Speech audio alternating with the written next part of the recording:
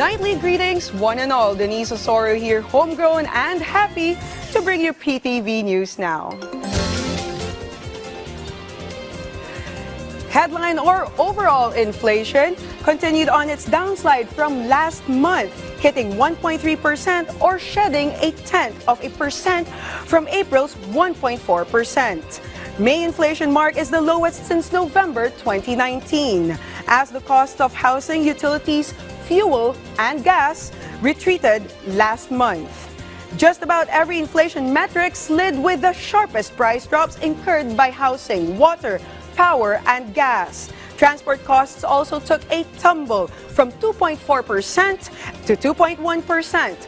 Restaurant and accommodation services costs also slowed down from 2.3% in April to 2% last month. The general slowdown of inflation last month can be attributed in part to falling staple grain prices, especially with the ramped-up distribution of the Benteng Bigas Meron Na program, which offer rock-bottom 20 pesos per kilo of regular milled rice. The country's chief statistician and civil registrar general Claire Dennis Mapa said, as a result of the ramped-up distribution of the 20 pesos a kilo rice, inflation eased 5.1% from 12.8% in the beginning of the year to 7.7% last month. Mapa, however, earned inflation in the services sector could surge should the proposed 200 minimum wage for private sector workers bill passed into law. U.S. President Donald Trump just escalated his war against Harvard University by way of his latest directive to cancel all student visas of foreigners beginning their college studies in Harvard this school year. His latest order signaling out Harvard especially for the threat it poses on national security because of its 2024 campus protests against Israel's war on Gaza, which the Trump administration branded as purely anti-Semitic and violent.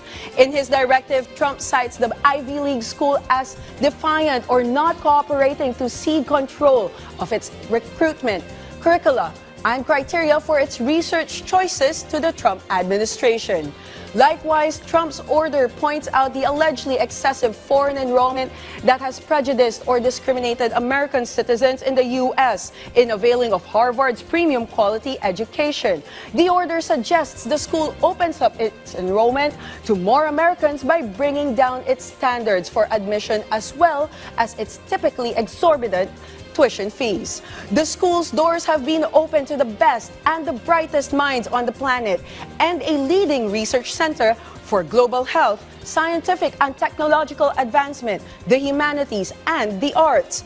Foreign students, to include Filipinos, comprise close to 30% of the student population. At this juncture, let's lend our eyes and ears to my colleague in PTV's Pine City studios for what's brewing of late in the Cordilleras. Audrey? Naimbag Arabi, agpapalagip ti Baguio City Health Services Office iti umnua panaganad iti publiko kontra iti sakit nga Mpox. Sigun iti opisina awan ti kaso ti syudad mainayg iti naso a sakit. Nupay kasama na rimaan ti monitoring da iti dua a suspected case a pending payla ang resulta ti laboratory da. Iti datos si CHSO, dumanon iti 7 a kaso ti Mpox ti nailistada manipod Enero aging Marso, kan amin dagitoy ket nagimbagan. Sintomas ti sakit ti rashes, pimples, kan blisters, nga agpaut iti 2 aging 4 alawas. Makita dagitoy iti rupa, dakulap, dapan, bagi, iti bibig, ken iti genital wenno iti anal area. Tapno maliklikan ti sakit agaramat iti alcohol, agisot iti long sleeves, face mask, ken pantalon. Liklikan ti skin-to-skin contact, ken dadumapay. Nung makapaspasar iti sintomas, dagos na agpakonsulta kadag iti otoridad. Kung meron po tayong mga other comorbidities or yung ating mga sakit or mababa ang ating resistensya, pwede po siyang mag-lead talaga sa fatality po. No? Pero kung malakas naman po ang katawan ng isang tao kasi viral lang po siya, wala po siya actually treatment, supportive lang ang treatment niya. Ibig sabihin, kung ano po yung mga sintomas na lumalabas, yun lamang po ang ginagamot natin.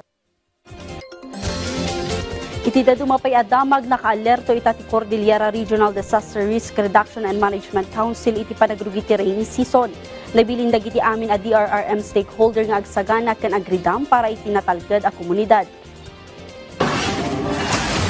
Gapoy ti dayta, naka-blue alert ti Cordillera Regional Disaster Risk Reduction and Management Council para iti 24/7 monitoring, preparedness kan response readiness para iti posible nga epekto ti habagat kan rainy season iti rehiyon. Binigbigmetan ti Mines and Geosciences Bureau ti rain-induced landslide and flood-prone barangays kan nabalakadan dagiti masaknan. Iti patapata ti pag-asa duwa tropical cyclones ti posible asumrak iti Philippine Area of Responsibility ita abulan kan sangapulo kat may sa agingga sangapulo kat siyam agingga into Nobyembre. Impanamnama mo ti Department of Social Welfare and Development kas dadaulo ti RDRRMC Disaster Response Pillar ti umda sa supply ti food and non-food items. Nayunay-unay pa iti pa nakasuspende ti socio-economic activities kas iti trekking, caving kan small-scale mining kan ti implementasyon ti preemptive evacuation no kasapulan. Dagiti damdamag manipud iti PTV Cordillera, siak ni Audrey Villena, na Imbag Arabi. Many thanks, Audrey, and that's all she wrote for tonight's show.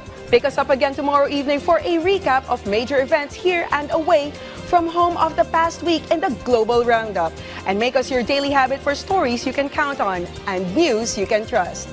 I'm Denise Osorio, and thank you for watching PTV News Now.